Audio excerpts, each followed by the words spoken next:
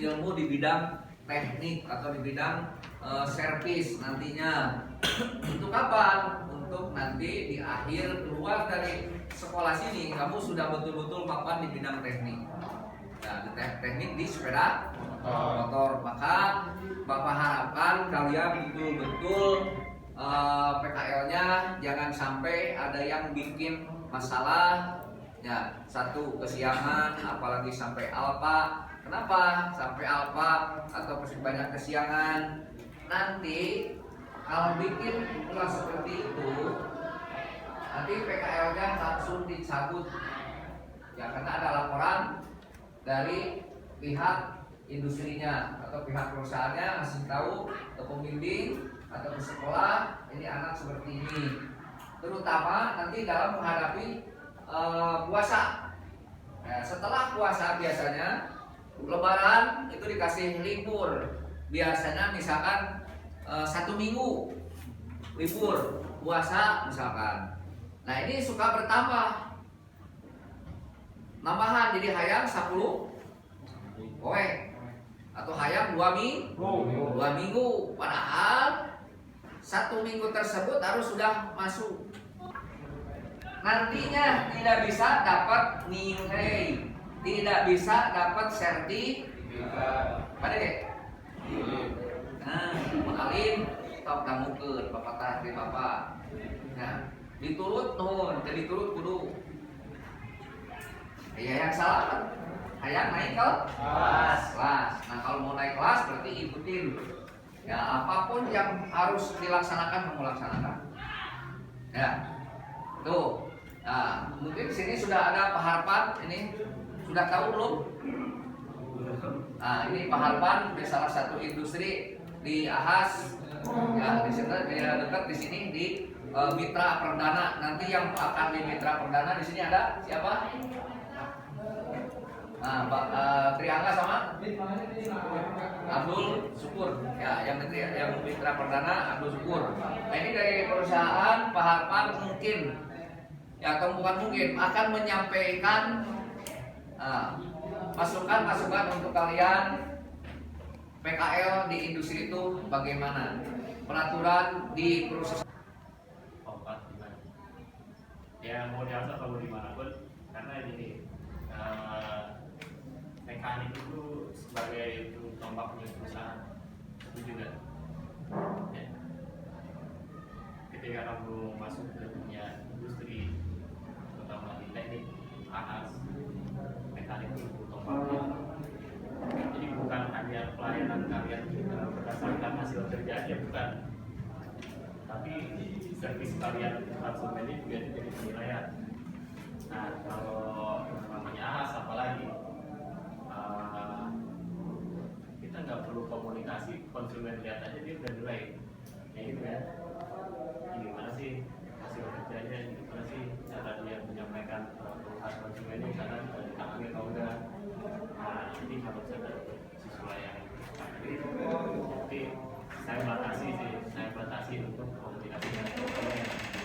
Lebih baik ngomong ke rekan kerjanya dulu atau saya langsung nanti di tempatnya, atau yang di tempat lain misalkan bisa kemudian kepala mekaniknya atau siapa, itu komunikasi lebih diarahkan ke sana. Karena kalau itu satu bengkel ini ya dia diawasi langsung oleh pabrikannya, baik itu di pelosok ataupun di mana, AM itu tetap terpantau. Bahkan komponen sekecil apapun itu masuk ke AM. Kalau dia lapor dilihat. Nah, untuk komunikasi paling saya batasi. Yang penting ini aja teman-teman, kalau misalkan di bengkel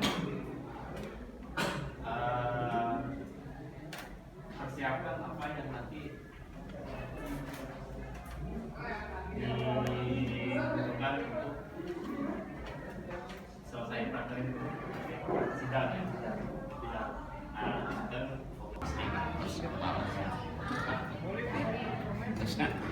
spesialis. Seperti yang disampaikan bahwa saya lebih bersifat silaturahmi dan yang kedua lebih bersifat tahu sajalah perkenalan ya.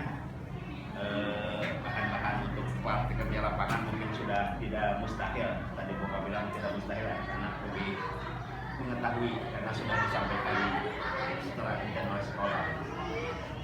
Oleh karena itu Bapak mengucapkan selamat kepada semua anak-anak yang akan melaksanakan praktik kerja lapangan.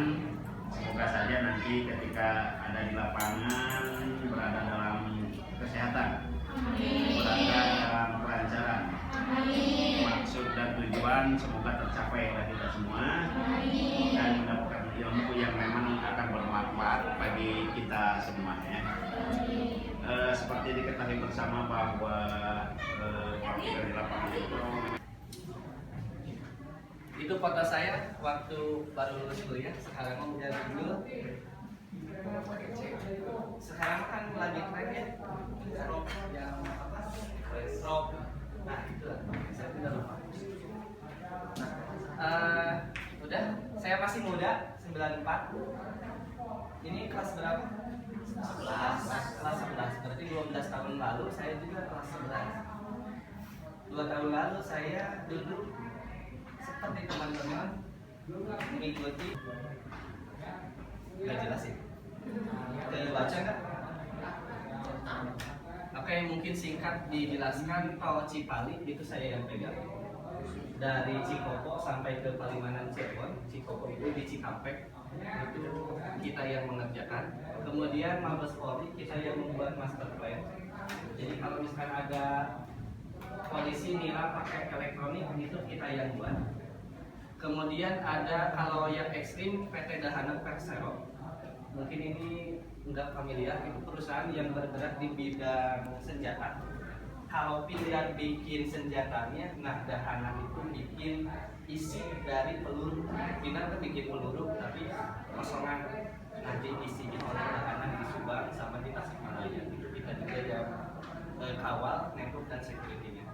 Nah kemudian kalau yang familiar mungkin PT KAI. Nah, PT KAI yang bangun dengan Pak Ignas Yusjonan itu dari mulai ticketing online, kemudian sekarang yang dulu mungkin udah pernah nyoba ya naik kereta di atas kereta naik, nggak pernah ya? Berarti kalian masih muda-muda. Dulu saya ngalamin bangun naik kereta itu naik di atasnya, kayak pokok ikan, jualan, ya. Inilah ya, oke.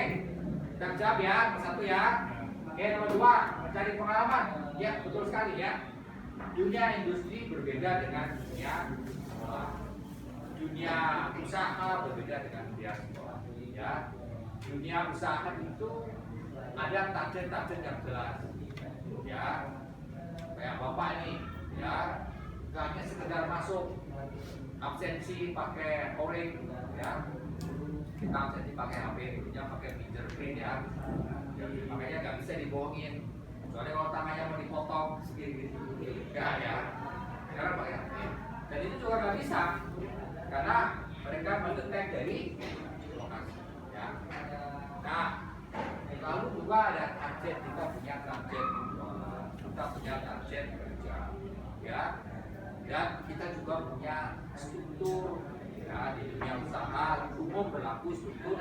Di sana ada pimpinan, ada level manager, ada level supervisor, dan level staff pelaksana.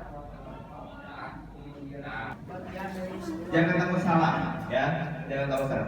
Nah, profesi itu adalah merupakan sebuah keahlian yang dimiliki oleh masing-masing individu. Itu profesi namanya. Misalkan Bu Puji, Pak Wusto, itu profesinya apa? Guru. Beliau karena pendidikannya adalah seorang sarjana pendidikan, maka dia berprofesi sebagai guru. Keahliannya adalah sebagai guru. Sama dengan kalian. Kalian ini ada 4 jurusan ya. Kalian tentunya mempunyai profesi masing-masing, mempunyai keahlian masing-masing. Ya, misalkan TBSN, itu profesinya adalah teknik apa? Otomotif, kalian berhubungan dengan otomotif. Tentu saja TBSN profesinya akan berbeda dengan OTKP. Ya, karena yang dipelajarinya pun berbeda.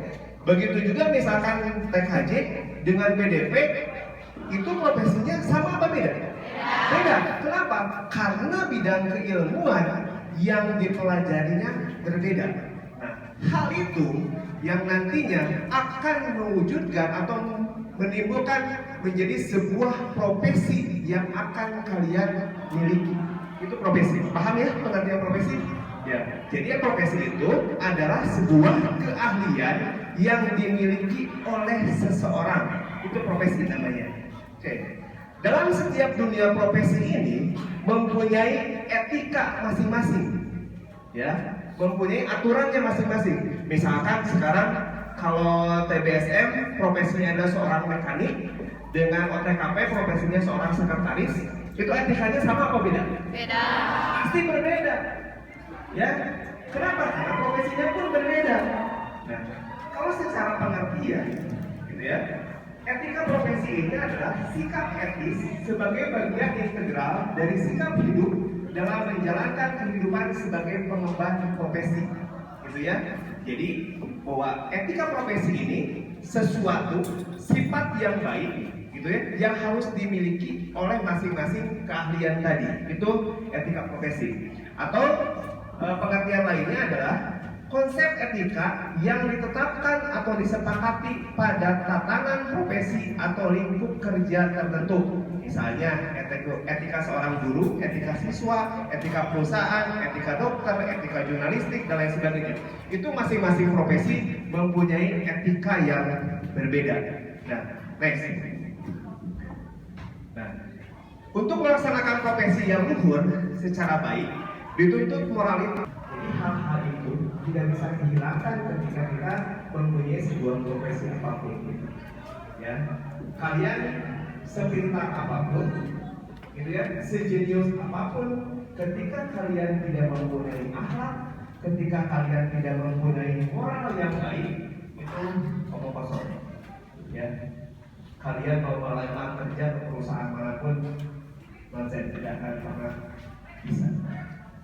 Misalkan kalian merasa pintar, nilainya baik, gitu ya, terus tapi kalian attitude-nya kurang baik, tidak sopan, berbicara kasar, dan lain sebagainya. Misalkan kalian belajar melamar ke sebuah perusahaan, kira-kira diterima atau tidak? Tidak. Karena apa? Karena ketika wawancara kerja itu, yang pertama dilihat adalah karakternya. Bukan seseorang ini pintar atau jenius, enggak.